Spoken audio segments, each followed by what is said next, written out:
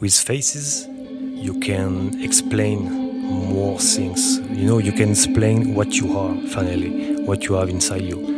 With a face, you can say the eyes. It's the emotion of the body when you see people. So you can, I can show what I have inside me with faces I paint.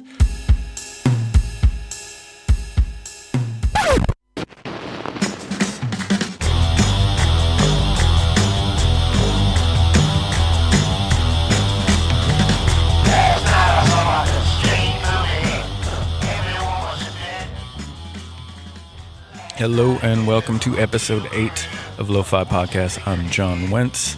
Happy New Year. Happy 2020. Bonne année if you're in France.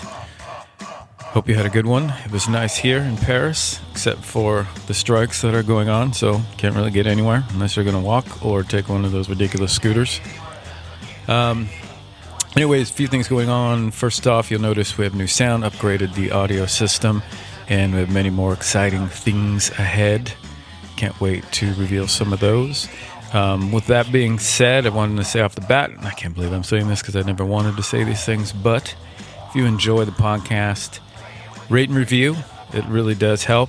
I'm committed to this thing now, so I'm going to keep them going at least 2 episodes every month. If you don't want to rate and review, tell somebody about it you think might listen. And with that, tonight's episode is with a Paris-based painter, Antoine Cordet. Antoine is mostly exclusively a portrait painter. Very interesting, very emotional, semi-abstract portraits. I've been following his work for a very long time, and actually didn't know he was in Paris, France, until I really started looking into his work and researching more about him. So I contacted him, and he's a really great guy and willing to come down to my studio here in Paris. And we sat down for a bit and had a really good talk about process, motivation, what it's like being an artist in Paris, and many other things. So without further ado, Antoine Cordet. To talk about the work. So that being said, I can't remember how long I'd been following your work, but it's been a while.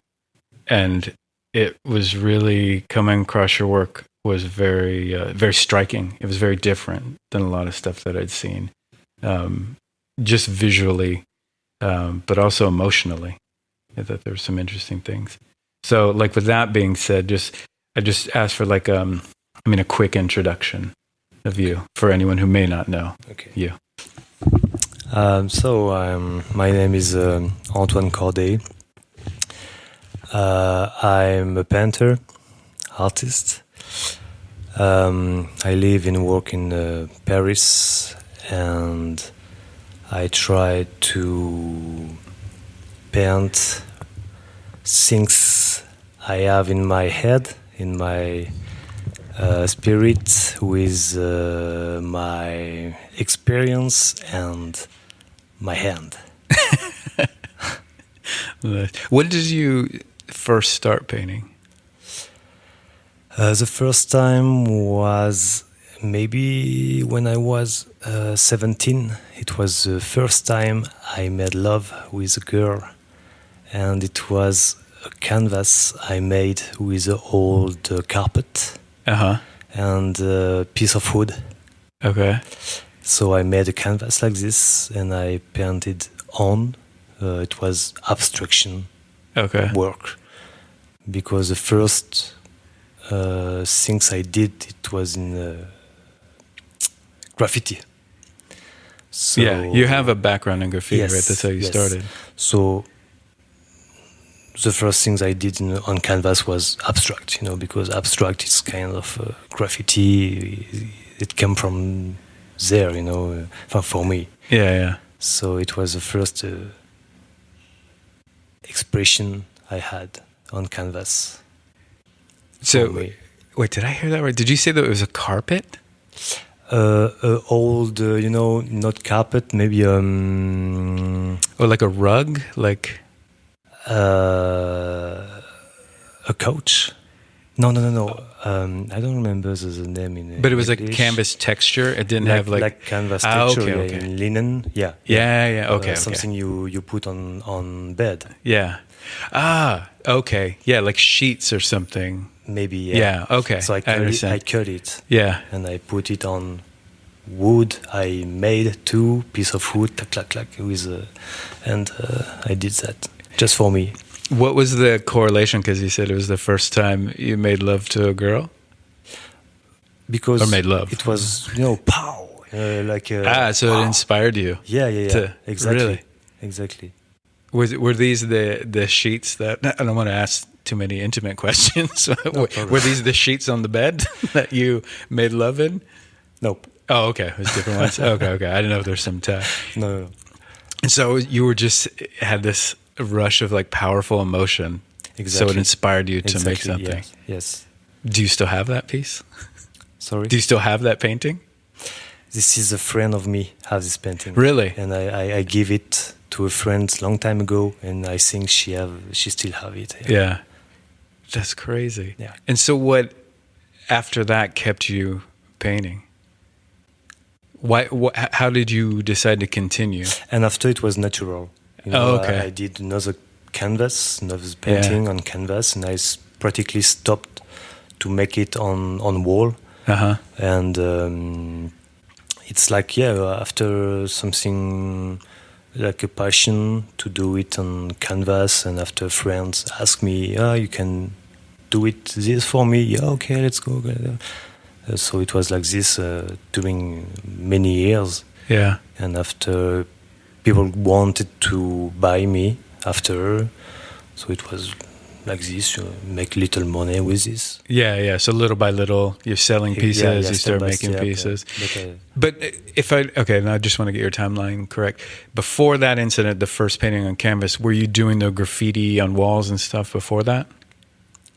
Were you doing any art before that? You were doing graffiti as a graffiti. Yes. Okay. Just on canvas or on paper. Okay. So then, so you continued afterwards. And then, so that was, what year was that, maybe? 2013? I was 16. Yeah. Maybe 15, 16. It was a friend show me first graffiti. So after I bought a magazine. Yeah. So I did graffiti on paper for friends. Okay. And on wall after. And I had a little problem with police, normal. Yeah. And it was like a passion, I wanted to make better always. And after it lead me to abstraction and to what I do now. It's a long experience after experience. Right. Yeah. But between then and then what you're doing now, you did go to school, right? You went to the Beaux-Arts? No. No. Okay. No. I did lots of things. I made studies in commercial. Okay. And I made architecture studies. Uh-huh. But I gave it up. I realized it was not for me, not too much dependence to other people. Okay. So at this time I decided to paint every day and to see what's happened. I thought to myself, okay, nothing works, so let's do what you do since long time. So painting, so try and see what's happened. Yeah. Do you find that? I mean, because for me, like those type of decisions, especially concerning art, are a very difficult decision to make. It's a very scary leap to take. It was. I won't have the good word in English. It was vital. You know vital? No. Vital. Oh, like was vital? This or nothing. Yeah, vital. Okay. And when I realized I was not doing for other boss or depend to other people, I decided to do painting, and it was all or nothing. Uh-huh. So okay, it's a last chance Yeah. somewhere, Uh-huh. somehow, and so I did it. I knocked in my apartment during 2 years, and I worked during 2 years in my apartment and try to make things good. So and I have, for me, I have no choice Yeah. to be lucky in this way. Right. Yeah. And at that point, when you're deciding that, your work didn't look like it does now. Right. The imagery that you're painting now, like at that time when you made that decision, your work was very different, yeah? Yes. Okay. Yes, because I painted the abstraction. Right. After I have a period, when my architecture studies, I painted interior of apartment. So it was the beginning of figurative. Uh-huh. And after I decided to make portraiture, but I was very afraid to do it because I thought to myself, it's very difficult to paint the face. But I tried to with my girlfriend, my ex-girlfriend. So I realized it was okay. I can do it finally. Yeah. So I did it in a different way. I do it now. But the day I realized I could make a face in painting, I thought to myself, okay, it's okay. So now we have to make experience in this way, and we can arrive to a good things. Okay. When you say make experience, you mean just keep working at it. You have to. Yes. Keep working and explore. And explore it. Yeah. What made you? Why faces? Because I always get that question too, because I do primarily portraiture, and I find a lot of people have very interesting different reasons why because it's really weird, don't you think, to concentrate on just a face, people's faces. Yes. And for you, coming from an abstract background and then you slowly get into portraiture, what was it about faces? Was it just a challenge? Was it just... At first it was a challenge, Yeah. But with faces, you can explain more things. You can explain what you are, finally, what you have inside you. Yeah. With a face, you can say the eyes, it's the emotion of the body when you see people. So you can... I can show what I have inside me with faces I paint. Mm-hmm.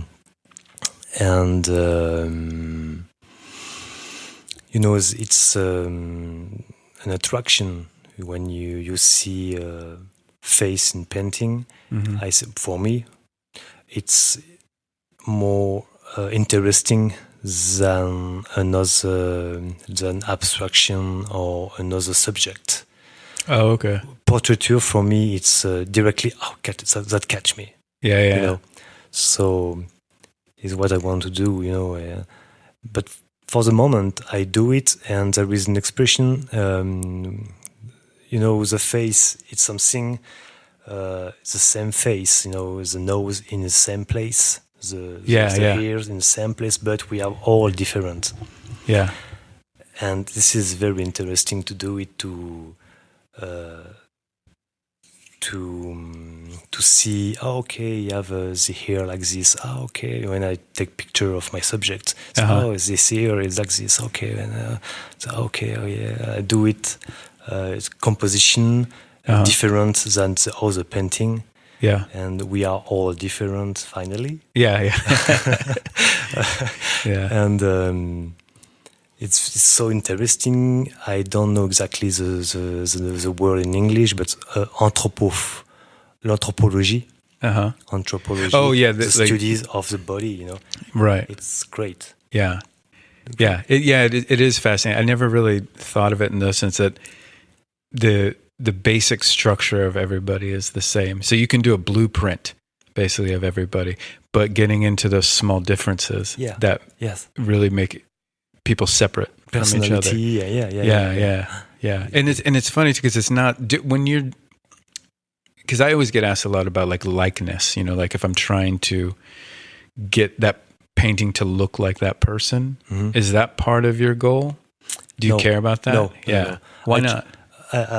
I choose my subject because they are interesting for me. You know, there is a classicism in the face, something I like. Yeah. But it's not a goal to make it very, very realistic or look like them. Yeah. I want to take the interesting part.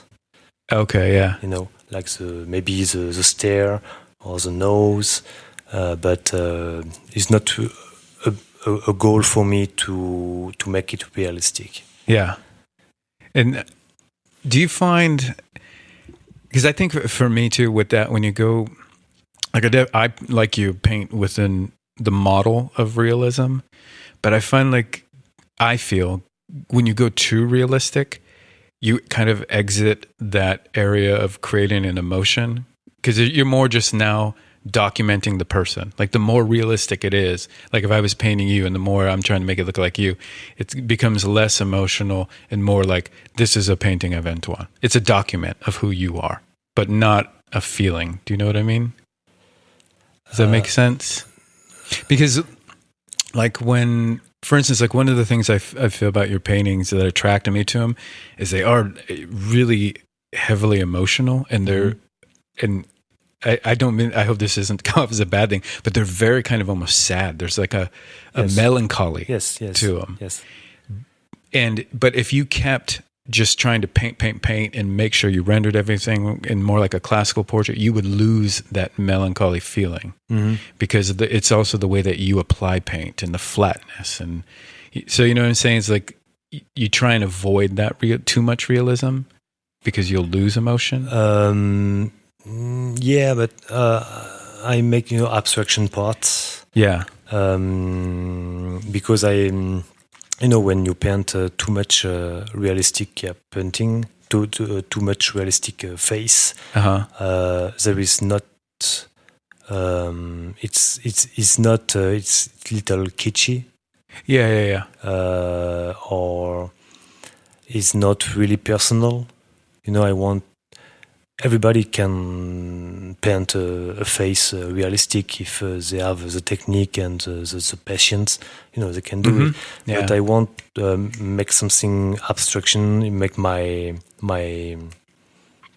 personality on it, and maybe there is my technique part in the eyes, in the noise, in the lips.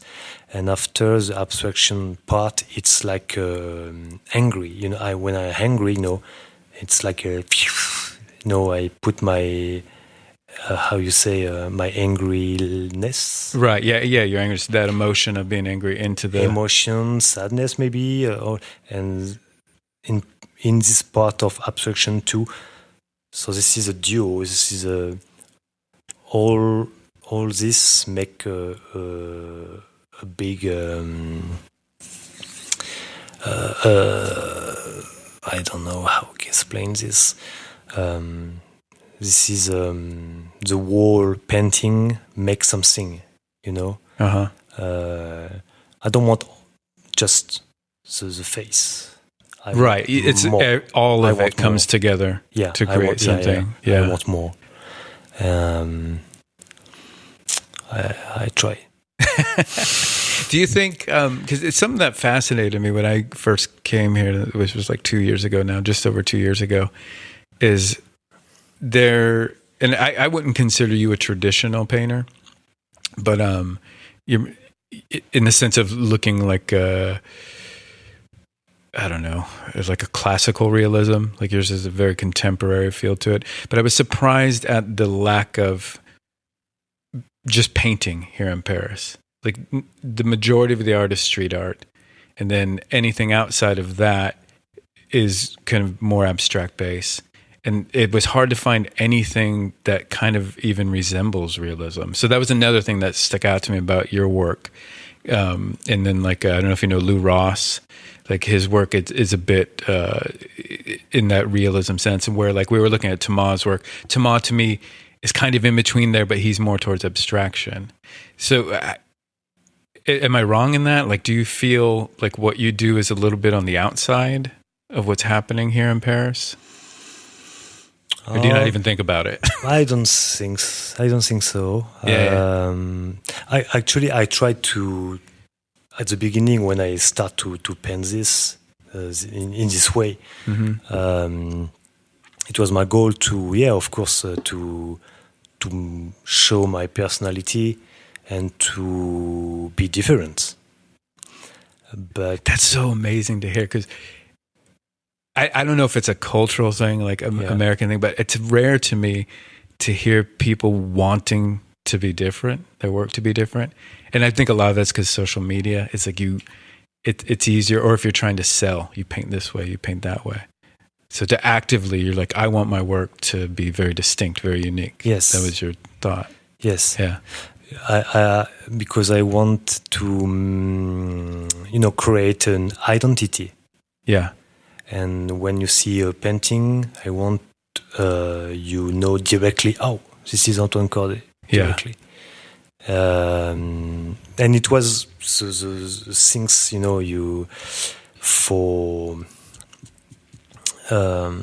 to be, for people, for catch the intentions of people at the beginning. I wanted really to do it, make identity, make something different, to catch the intentions of people, and to try to grow up in this world, in art world. Right.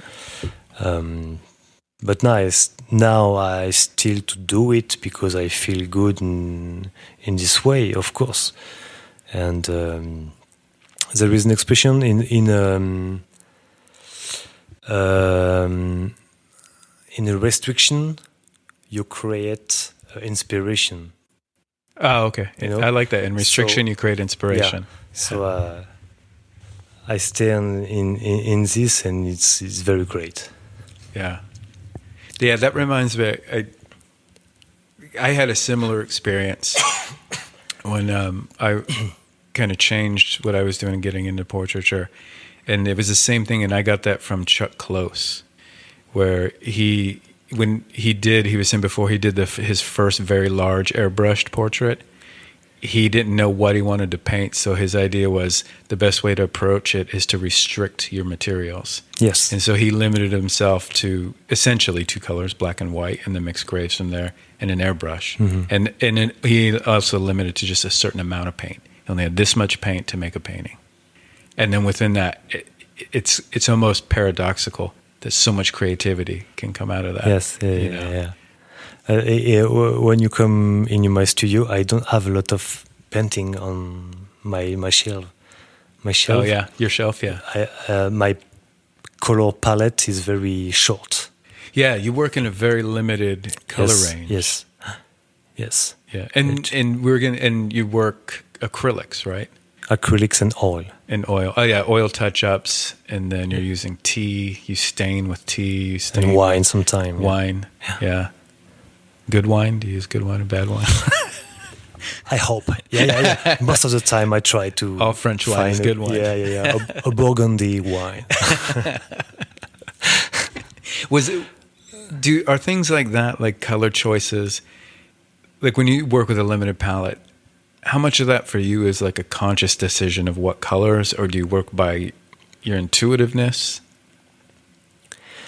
It's like instinct. Yeah. Okay.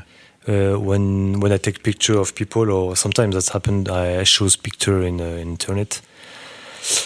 I know maybe how I will begin it, but I really don't know how I will finish it. So during the process, I am very low. I'm very slow. Oh, okay. For a little piece, I can make 2 weeks to paint it.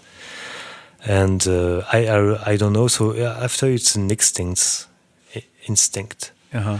um, and how I paint where I live, so I can make something,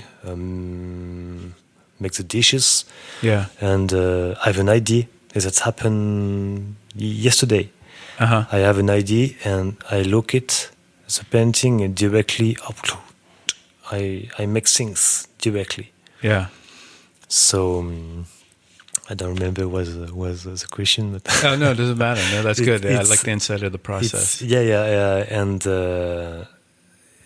it's for that I want to test, but it can be difficult for me to work in the studio, different where I live, Right. because I really have this habit, even at 1 a.m.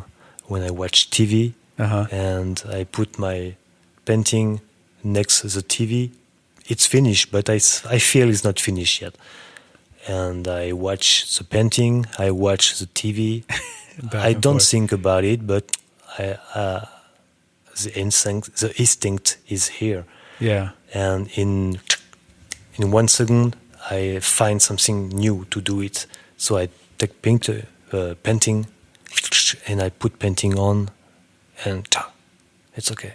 Yeah, yeah. So it's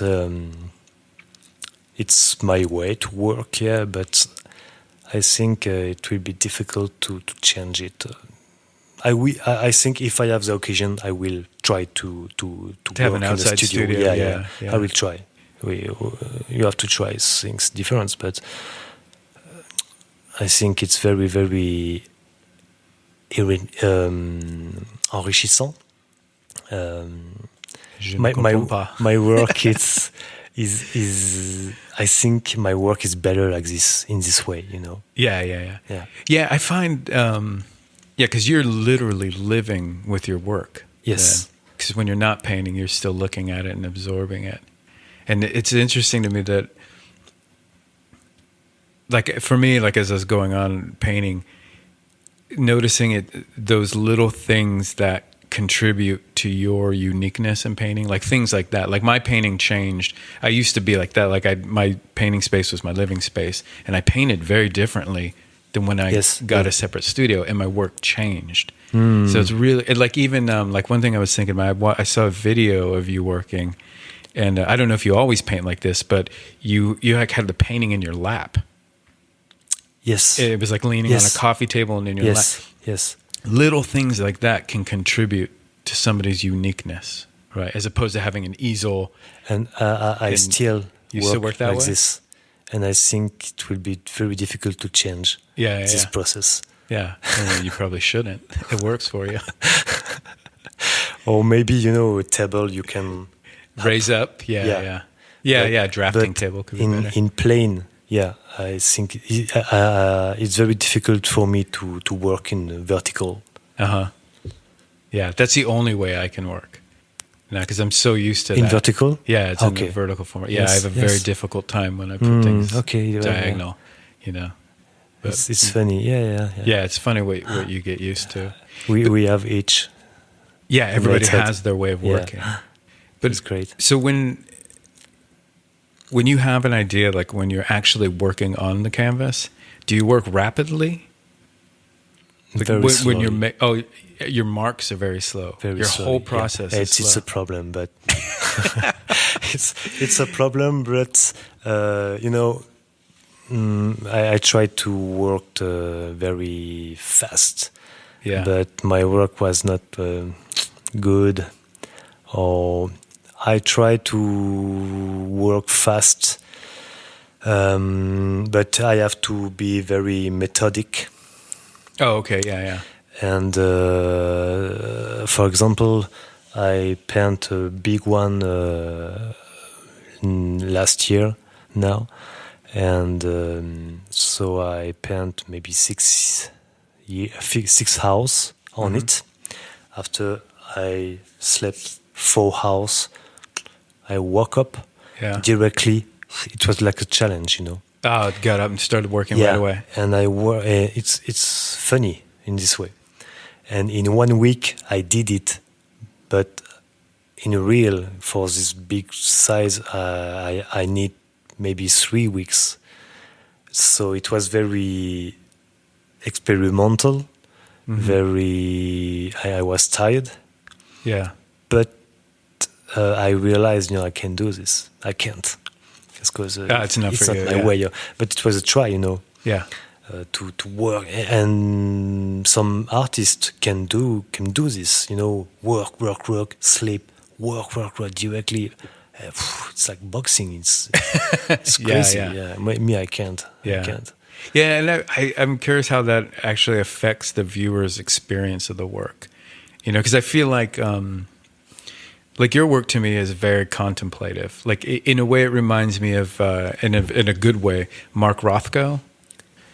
The color field paintings, because those, like, I can sit in front of them and just stare for a long time, and that's how your paintings are to me. Oh, so to me, that's a very good thing. And I wonder how much of it is in the process, because you say you paint slowly. And I know, like Rothko was a painter who he'd paint a section and then sit back and look at his painting for a long time and then paint another section. So you know what I mean? So if you take that slowness, in a way, I wonder if the viewer, there's more for them to absorb. Yes. You know what I mean? Where in working rapidly, it's like there's a very energetic, like I work pretty fast, and I feel like sometimes that takes away an experience to be able to just sit and look at it for a while. Because when it's rapid movements all the time, maybe that's how you view the painting, and then you're done. You know what I mean? But it's a contemplation for me to work, and I don't remember who would say that, but when you don't work, you work hard. Yeah. So I like that. You work, and maybe I can say for my work it's easily maybe 70% of contemplation. Really? Yeah. Nice. Okay. It's for that, it's slowly. Yeah. Because I make little things by little things, and after I watch, maybe that can 2 days. In 2 days I do nothing. Nothing on it. And I try what's happened. I try to understand what's happened and what will be good. I take picture. I try on my computer. So it's experimentation too. Yeah. And the way when you work slowly too, it's I want to make my painting beautiful. Is not the ultimate goal to be beautiful in painting, Right? But I want it looks good far away and close up. And I want my painting not only on the canvas, but inside the fiber. Inside the canvas. I want my painting very close. Yeah. And I want my painting to be part of the canvas. Okay. I see. And make something strong. Yeah. That's interesting. How did you? I don't know the proper way to ask this. Where did that idea come from for you? Because I find the reason why I ask is I find because you're primarily self-taught, right? A self-taught painter. You're a self-taught. Yes. You taught yourself. Yes. And my experience with knowing self-taught painters is they generally only think one or the other. Either they look at their painting from far away, or they think of it close up. And that's a concept, like for me, I went to school for painting, and that was actually one of the most important lessons I learned in school, was to think of your painting far away and close up. And I had an instructor, he called it impact and payoff. So he would say, like, you have to have your painting far away, and that's what grabs somebody, right? That's the impact. Exactly. Yeah. But then you have to work on your painting close up and think of how you arrange things and mark making and stuff, because that impact brings a person closer, and you have to keep them there. They have to be interested in that painting. But it's interesting to me that a self-taught person comes up with this idea. You know, how where did that come from? From my reflection. Yeah, just thinking about Yes. looking at paintings, thinking about paintings. Going to museum, and Yeah. I've reflection about what I think, what I saw. Yeah. Okay. So after you can see artists, and you like what they're doing when you are far away, and finally when you go closer, you are you say, oh, it's like, okay, off. Yeah. Yeah. I get it. I understand. So it's kind of sad for me. So but I really want to do it now for make a quality. Yeah. I want to. I want my work to be quality, and not disappointed people. Yeah. Okay. Really. Right. Yeah. You want them to have an experience and Yes. connect with the painting. Yes, I want to when people see my work, I want to say remember me somewhere. Right. So you have to make quality work of impact work with the subject, or sometimes artists can be things very simple and can have impact too. Yeah. But me, it's my way to make things good, and quality. It's a word I use it for my common life. Uh-huh. If I have to choose a table, I like this table with is quality. Right. and beautiful quality, cool. Try to have a products very good. Yeah. So I try to make the same thing with my painting. It's very French. You have the quality food, you have the quality wine. No, yeah, quality cheese. Yeah, and Belgium too. And Belgium too, quality beer. It's for that I like Belgium artists. Where an interesting thing to me about the idea of quality is because quality is almost a subjective thing. So for you, where was the bar? Who was the bar for quality? Because I imagine growing up in Paris, you have the best museums, some of the best in the world. Were those the painters that were setting the bar for you for quality? Do you know what I mean? Does that make sense? But it's funny because when I lived in New York, I find New Yorker of you mean in art or in common life? What do you mean? In what? The quality in art? Oh, in art. In art. In art. Not just in life. Yeah. Okay. So for your art, you're saying you want it to be quality. And I feel like for myself, if I say that, there's a standard I set based on something. Like maybe it's artists that I liked, like, pick one. It could be Titian. And I'm like, okay, that's quality. This is what I hold my paintings up to. Okay. What was it for you? Where does that idea of quality come from? Quality, it's the beginning, it's the wood you choose. Right. No, but I'm asking who, like, was it somebody, an artist you were looking at that set that standard for quality? Do you know what I mean? Like who would you say is one of your favorite painters? Contemporary, it's a Borman, maybe. Yeah. Is that what set the standard for you? Yes. For quality? Yes. Okay. So Yes. was other artists that you were going, okay, this is what quality is. I have to reach this. Oh, yeah, Borman, yeah. Yeah. Maybe, yeah. Okay. Yeah. Borman, and after, Belgium artists I really like Belgium artists. Yeah. Because they have this quality. They have things like this. Uh-huh. And you can, and even Netherlands artists. Yeah. And you can see it in architecture too. The architecture is very quality. There is something we don't have French, and I really love it. You think you don't have it in Yeah. France? Yeah. Really? Yeah. That's interesting. There is something, And when I go to Antwerp or Amsterdam, Yeah. I'm in the street. I'm like the Stendhal syndrome inside me. Yeah. It's simply even in New York too. Yeah. Some in the village there is simple architecture, but so I don't know that talk to me. Yeah. There's a communication, or there's we say like intangible. There's something that's just hard to put words to that communicates. Yes, and rings with you. Yes. Yeah. So, but that doesn't happen with you here.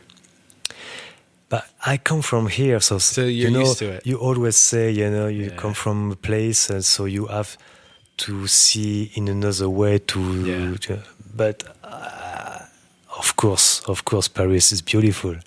When I work sometime, I say, we live here.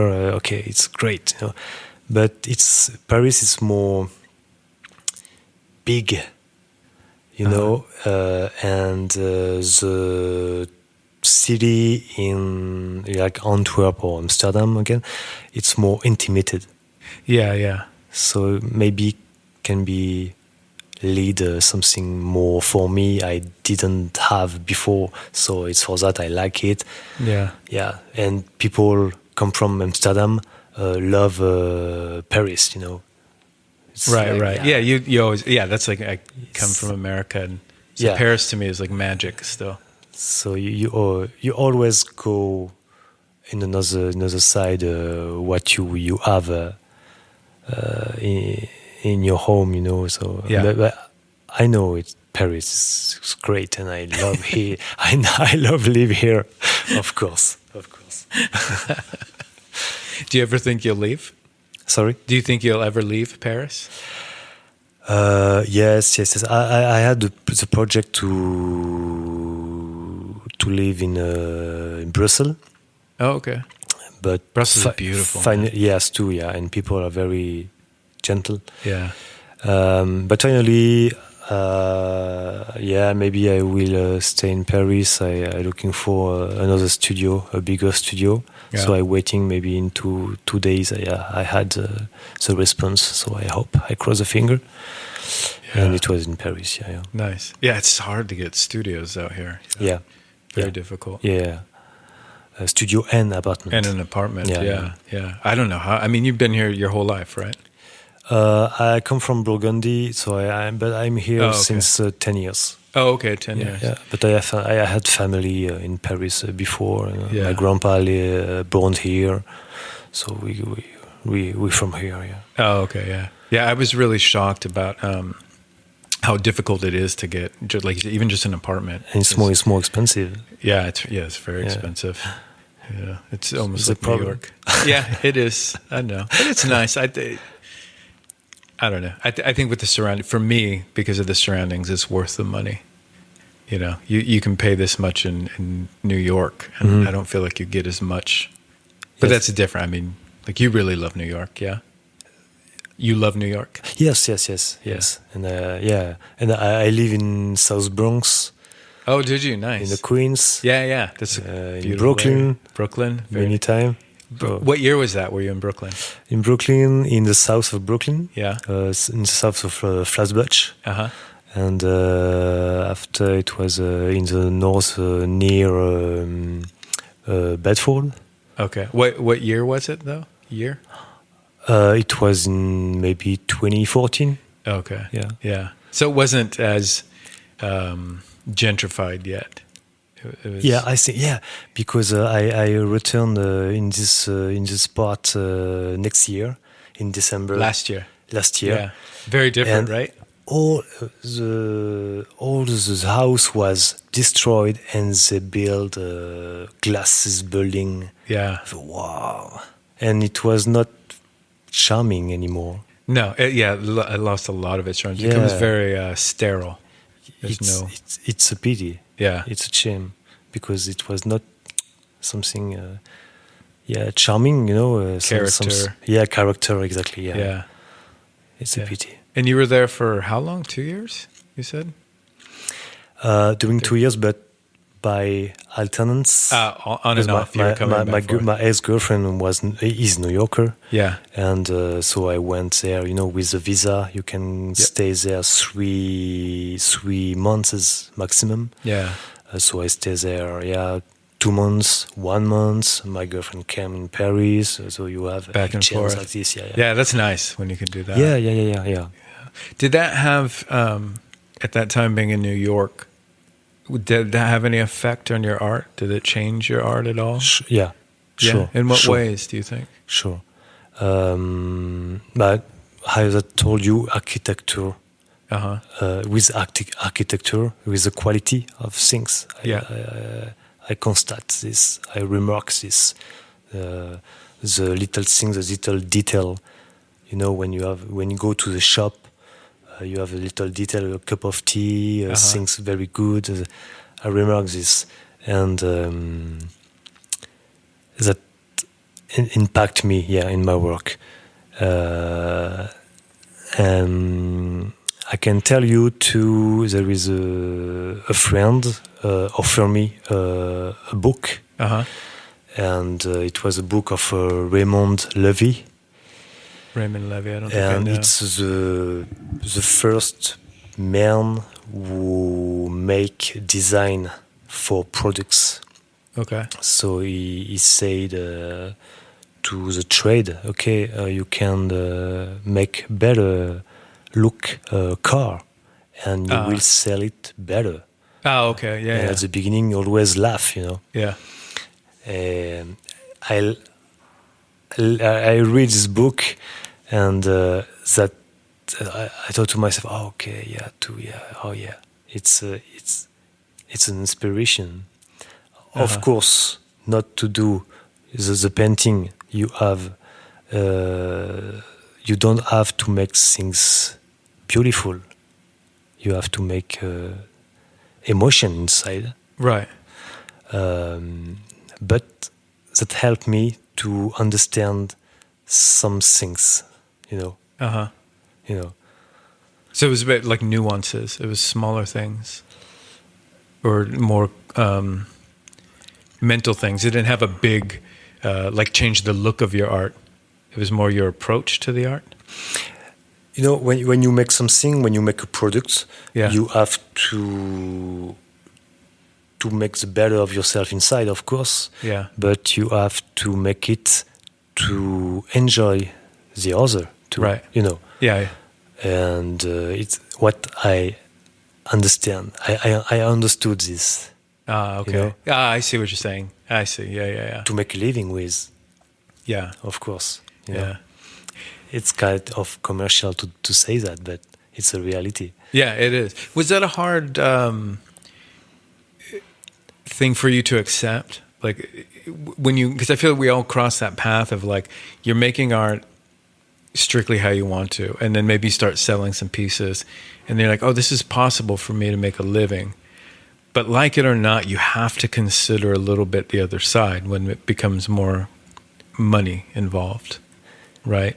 You're saying. And, yes. And it doesn't necessarily dictate what you make, but you do think about, was that a hard thing for you to accept? Because I know for a lot of people, I had an interesting experience going to school with art, is that I graduated with so many artists. So I knew a lot of artists. The majority of them quit because they didn't like that side of it, the money side. They're like, I can't do this. Was that a thing for you that you struggled with? With the money? Or just accepting the reality, that okay, I'm going to make a living of this, so I have to think more about my collectors. Yes. Yeah. But it was difficult or no? No, because it's you mean make money with your heart, right? And like you're saying, because now you have to think about the other person looking at it. Yes, exactly. And it being beautiful for them. It's like a producer who make a movie. Yeah. You make a movie with what you have inside you, but with the better quality you can.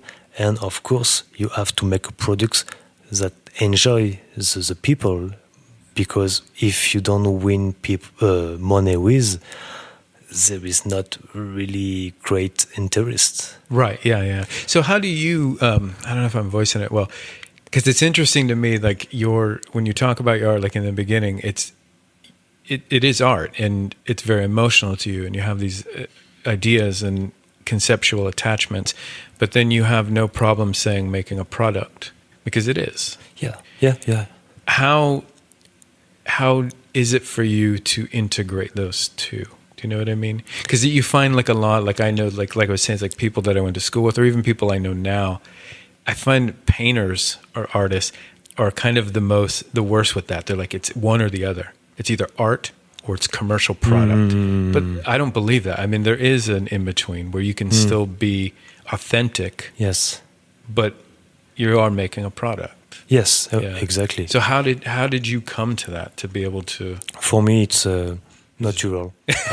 I don't. I was looking for something deeper, man. I don't have problem about that. Yeah. And I consider myself somehow more like an artisan. Oh, okay. Interesting. Because I create products. Yeah. But we make paintings, so we are artists since many centuries now. The artists are different than the artisans. Yeah. But of course, I will shock maybe some people, but I don't care. But me, I make products, and I try to make money with what I'm doing. And of course, I respect this way of artist, and I feel like this, of course. Yeah. But I think every artist want to make money with what they do. Absolutely. Yeah. Of course. If they don't, they're frustrated. Yeah. This is the goal. They're starving. Yeah. So. But you don't have to sell your soul to the devil too. Huh? Right. Yeah. You There's have a middle ground. You have to have a limit. Yeah. You don't have to make things ridiculous things or kitsch. Yeah, exactly. You have to make a limit to yourself, of course. Yeah. Is that now? Because my understanding and my experience so far in France is that money isn't something that's talked about a lot. The French don't like to talk about money. Yeah. Money is taboo. Yeah, which is very weird for me. So how is it that you have no problem? But I don't like to talk about how much I win, of course. Oh, okay. So you have a limit there too. You don't mind talking about like I'm making money with art, but you're not going to talk about how much or Yeah. No, Okay. It's not. But after, I don't have problem to say I make a living with what I do. Yeah, you should. You should be proud of that. Yeah, of course. Yeah. And people are surprising most of the time. You say I'm artist, painter, and you live about what you're doing. Yes. Oh, really? Okay. Yeah, I didn't know it was possible. Yeah. We are 10% in France to live. About what? 10%? Yes. Oh wow, really? That's small. All the artists. Yeah, I read this. Yeah, I don't know if that's small or large. It's small. Is it? Small. You think it's small? It's small. Okay. Yeah. Because I don't imagine it's that much in the U.S. Yeah. Yeah. What a shame. What is that French, the taboo thing about money? Where does that come from? I think because it's an old country, from an old continent, and in US it's a very brand new country, and they have not the same approach about the money because US it's built on the money because you had the obligation to make things good, to make a living, because you had nothing. But and in Europe and all the other country, it's more old, more people are more. I don't know how to explain good this, but money it's far away, and now money. You don't talk about it because people will be jealous, or Oh, okay. people will be say, "Oh, you have more money than me." But in US, I constate when people have money, people say, "Oh, I want to I want be. to be like that. I Yeah. want to be like that." And it was. I understand when I was in New York, and this is that push you Yeah. to make better, To improve. Yeah. Yeah. yeah, Yeah. because why to be jealous? It's ridiculous. Yeah. Yeah. If you are jealous, you are that mean you can't do what your neighbor doing. So Right. you have to make a work on yourself. Yeah. You have to that push you to make better. Yeah. Yeah. It should give you incentive, or it should inspire you, or something Yeah, to, yeah, it's to great. get Yeah. to get moving. So I think Huh. about US, a new country like US. I say new. I don't know if you're okay with that. Oh yeah. Yeah. No, we're very new. It's like a young man. Yeah. Yeah. Oh, So I see. Want to Yeah. That's an interesting way of looking at it, because I'd also say it's a young and man Europe in that and old. You are maybe a man of 50 years old. Try okay, so and they don't want to set in their ways. Yeah. talk Don't want to about change. life. Yeah, Yeah. things like this. That's interesting. So do you think, because of all the people I've met here, your mentality seems to be like a little bit French, a little bit US in Exactly. a way. Yeah. Was that things you took away from your experience in the US? Oh, there was a mouse. Oh, Do you see it? little mouse. Yeah, we have mice in the studio. Yeah, sorry about that. No problem. Is that something you took away from your time in the US too, do you think? I take away. The idea of commerce and the way you approach money. That idea of that it should be I more. think it's maybe that influenced me. Yeah. Yeah. But I take a part of US and I take part of Europe, and I try to take the better. Yeah, take the good parts. And Yes. then make some, yeah, that's a smart way to do Yeah. it. Interesting. So, going back to your work for a little bit, I'm interested in your process. Like, why? Because as somebody who paints people as well, I have a very particular approach that I have to who I paint. What's it like for you? How do you choose who you're painting? I choose a friend of me or people I met in party, Oh yeah. or photo I choose on the internet, but I modify That's it. interesting. Or it's a lot of fashion picture I choose on the internet. So when I know the name of the photographer, I contact him or her, and I ask if I can use the picture. Yeah. But most of the time I take picture myself, friend of friend, and I know directly who I can paint and who I cannot paint. In the face, my instinct say directly yes or no. If you're able to capture something from them, or if, directly I know. Yeah. This is a finesse of face, attitude, an attitude. Yeah. The hair, the stare. Right. Yeah, that's amazing to me. That for me, I haven't completely pinpointed what I can't paint. I still like at times I'll have somebody I want to paint, and then I try to paint, and for some reason I can't pinpoint it yet what it is. But I know when I could. I just don't know when I can't. And that's interesting to me that for some reason you would struggle to paint somebody. You know what I mean? Be it a certain feature, a certain attitude, it just doesn't work well for you, you know? But do you... But for me, for example, it will be difficult to paint somebody I don't like. Even if, if the physical is good, if I don't like it, him or her, it will be difficult. Yeah, a connection. Do you find, is there a difference for you painting from, like you're saying, like other photographers photographs where you've never met the person Yeah. versus somebody you know? Is there a big difference for you in that process in the painting, or Not it's all the really. same? Not really. Yeah, it's the same. Yeah. For example, I have a friend. She's a photographer from Poland, and I never meet her.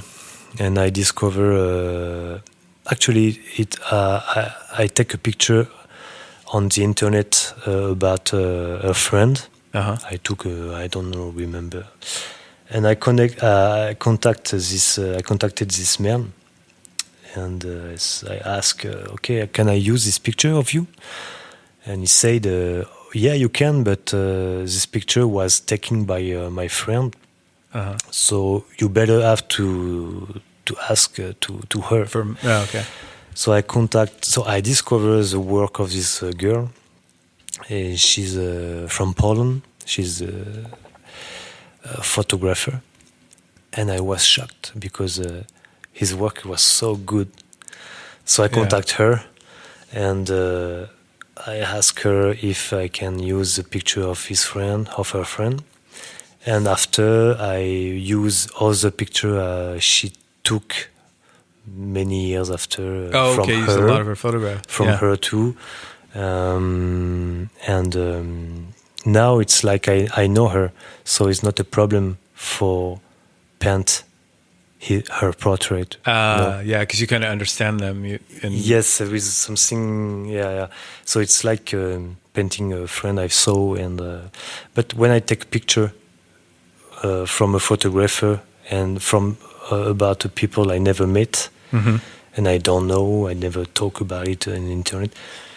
It's kind of different, but not too much. Yeah. So you don't have like an attachment to your models. The painting is its own separate thing. A little, but it's not important. Yeah, it's not important to the work. Yeah. And the name of the Poland photographer, it's Olga Anna Markowska, if you want to go see. Okay. Yeah. She's very talented. I'll try and I'll get that name from you and put them in the show notes for it. Yeah. Yeah, to give her a little shout out. That's cool. And then, because we were talking earlier before we were recording, and you were telling me about when you're in New York and you were actively approaching galleries. Tell me about that again, because that's also interesting to me, because I'm always confused about how many artists that I've known that didn't want to take that step. Like they always waited for the gallery to come to them. Like they don't take that initiative. And you were like actually going to galleries, like with your portfolio? It was kind of naive too, but I really want to find a gallery. So, and my work wasn't bad, of course. But I remember I was in New York and I made a map with all the gallery, with all the street. And during days and days I walk. It was a summer, I remember, it was very hot. And I went to the gallery, give a card and a little paper with my work on, a little text. Yeah. It was naive. Yeah. But when I think about it, it's funny. And I made, I don't know, maybe easily 50 gallery. 50, yeah. 50 galleries. Yeah. Walk in Manhattan, and Brooklyn a little too. Yeah. And nobody respond me. You got 50 rejections. Yeah. And it was a very good experience. Yeah, it's a good experience, right? Only, a man, and he stole me money. He said me, you can rent my space. Oh, that's right. Yeah, so you paid $800 to rent a space to put on your own show. But after I returned in Paris, and a friend of me called me and said, the gallery is it's closed now. So what? And I tried to contact the owner of the gallery, and it was disappear, poof, with my money. God damn, that sucks. But very good experience. Yeah, and all those. At this moment, I decided to stop. Ask to gallery and to work, and to wait. People, gallery come to me. Right. My girlfriend told me, it's why you do this. it's not a method. It's never happen. That will never happen. But I was very motivated, and that's happened. Yeah, yeah. And so is that because you're working with 2 galleries now? Yeah. Yeah. It's Gallery Flash. Yes, in And Munich, Robert Fontaine. in Miami. Yeah. Yeah. Okay. And is that how those came about? They approached you? The first gallery was Gallery Flash. Yeah. They saw my work in blog, in article on the internet, Okay. and after they know Gary, Robert Fontaine Gallery, so 2 years after they introduced me, and we work now. Yeah. Oh, So nice. How much is it? So, I mean, you've been doing this for a while now. So, because that was when you were running around New York doing that. What year was that? it was in 2013, 2014. Okay, yeah. So it was a while. God, 7 years. Now that we're in 2020, that was 7 Yes. years ago. And so a lot's changed. The landscape's changed now with social media and websites and all that. Has that changed anything for you? Yeah, it was very helpful. Yeah. Yeah. Thanks to internet, I can Right. say that. Yeah. Because I was nothing. I was nobody. I'm nobody yet, but you can, from your little apartment, you can spread your work, Yeah. and the world can see it. This is great. When you talk about this, when you think about it, it's great.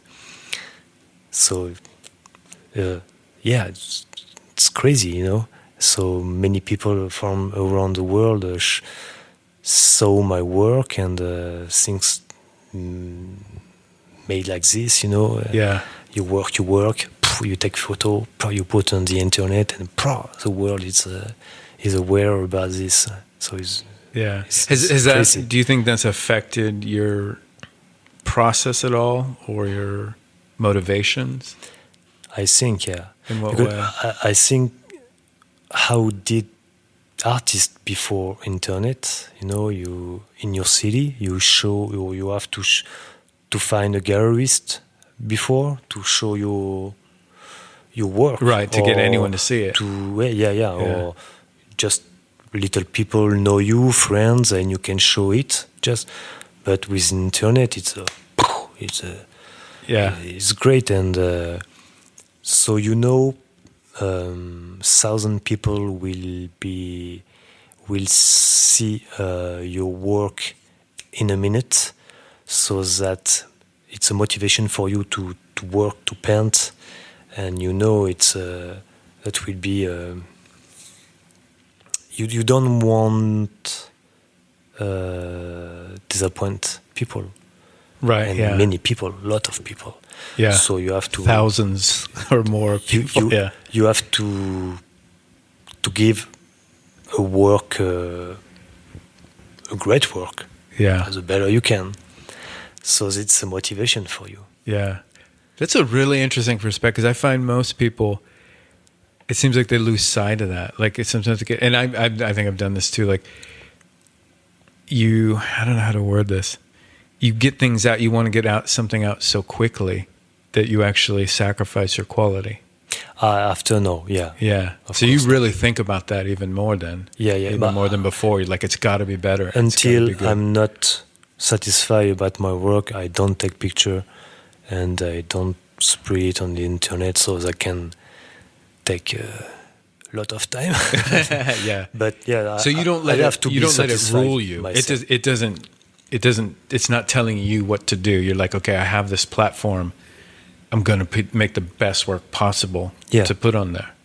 Yes. Yeah. Yes. And even if that takes so much time, that will take so much time, and Yeah. okay, people will be wait. Yeah, but yeah, it's how I told you. It's like a movie, you have to show to the people great things you can. The better you can do it, the better you can do. Right. Yeah. Do you kind of use that as because we were talking about before we were recording the importance of like people being honest with you about your work, because you want your work to improve.